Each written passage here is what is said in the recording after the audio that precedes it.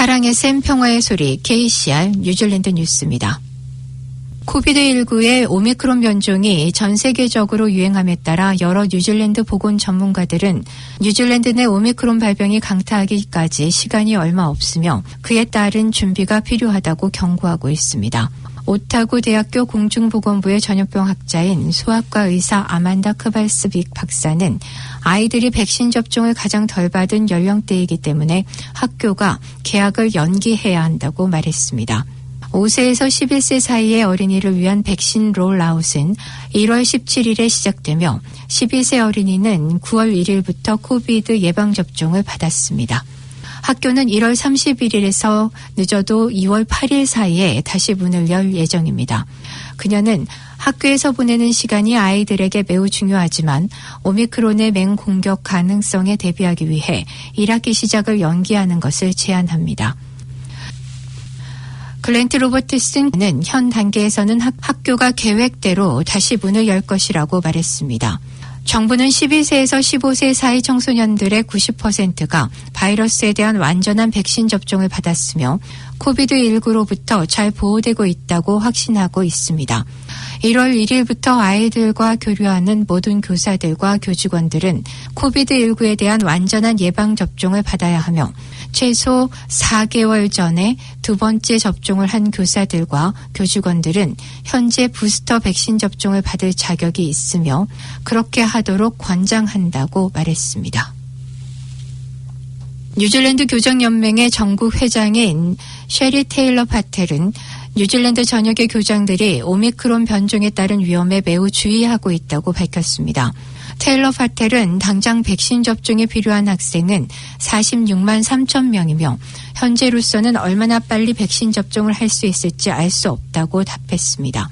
지역별 백신 접종률이 다르며 5세에서 11세 사이의 어린이 90% 이상이 백신 접종을 받는 데 걸리는 시간을 현재로서는 예측하기 어려우며 우리가 가진 한 가지 옵션은 보건당국이 백신 접종률을 올릴 수 있는 시간을 주기 위해 2월 8일까지 개학을 연기하는 것이라고 설명했습니다. 테일러 파텔은 학교로 돌아가는 것이 전국적인 슈퍼 전파의 행사가 되는 것을 아무도 보고 싶어 하지 않는다고 강조했습니다. 새로운 중국 대사가 뉴질랜드와 중국 양국의 점점 더 복잡해지는 외교 관계를 개선하기 위해 뉴질랜드에 도착했습니다. 중국의 왕 대사는 외교부 국제경제국장으로 재직하는 동안 지20 국가들과 중국의 1대1로 구상에 집중했으며 중국 평론가들은 이러한 경력의 왕 대사의 임명이 뉴질랜드에 대한 1대1로 계획을 진전시키려는 열망을 나타내는 것이라고 언급했습니다. 중국의 글로벌 경제 확장 계획은 특히 중국의 인프라 대출로 인해 태평양 지역의 섬나라들에서 부패가 발생하고 부채 상환을 할 수 없는 상황이 발생하면서 훼손됐습니다.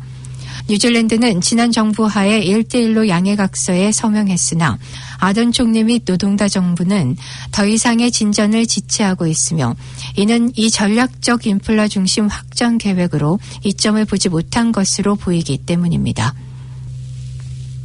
새로운 보고서에 따르면 삼성의 차세대 주력 제품 갤럭시 스마트폰이 2월 초에 발표될 예정입니다. 한국 뉴스 웹사이트 ddaily.co.kr은 이 기술 대기업이 미국 시간으로 2월 8일 갤럭시 언팩 2022 가상 컨퍼런스를 개최할 계획이라고 밝혔습니다. S22C, S22 플러스 및 S22 울트라의 세 가지 전화기가 발표될 것으로 예상되며 다음 날부터 사전 주문이 시작됩니다. 판매는 미국 시간으로 2월 24일부터 시작될 것으로 보도됐습니다. 이 전화기가 뉴질랜드에서 동시에 사용 가능할지는 아직 알려지지 않았습니다. 2021년에 S21 제품군은 1월 29일 뉴질랜드에서 출시됐는데 이는 발표되고 선주문이 가능해진 지 2주 후였습니다. 오늘의 환율 정보입니다. 뉴질랜드 달러화 대비 원화 기준 환율은 807원 14전, 한국에서 보낼 때 709원 24전, 한국에서 받을 때 815원 21전입니다.